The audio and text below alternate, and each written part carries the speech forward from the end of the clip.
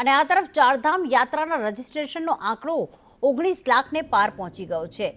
30 એપ્રિલથી ચારધામ યાત્રાનો પ્રારંભ થઈ રહ્યો છે અને આ દિવસે એટલે કે 30 એપ્રિલના દિવસે ગંગોત્રી અને યમનોત્રીના કપાટ ખુલશે, જ્યારે બીજી મેના રોજ કેદારનાથ અને 4 મેના રોજ બદ્રીનાથના કપાટ ખુલશે। હેમકુંડ સાહિબના કપાટ 25 મેના રોજ ખુલશે। કેદારનાથ ધામ માટે સૌથી વધુ 6,48,000 ભક્તોએ રજીસ્ટ્રેશન કરાવ્યું છે, જ્યારે બદ્રીનાથ ધામ માટે 5,74,000 લોકોએ રજીસ્ટ્રેશન કરાવ્યું છે। યમનોત્રી ધામ માટે 3 લાખ, ગંગોત્રી માટે 3 લાખ રજીસ્ટ્રેશન થઈ ચૂક્યા છે, તો હેમકુંડ સાહિબ માટે 32,000 લોકોએ રજીસ્ટ્રેશન કરાવ્યું છે। ચારધામ યાત્રા માટે તૈયારીઓ પૂરજોશમાં ચાલી રહી છે। ચારધામ સુધી જતા માર્ગો તૈયાર કરવામાં આવી રહ્યા છે, જેના કારણે કોઈપણ પ્રકારની તકલીફ ભક્તોને ન પડે।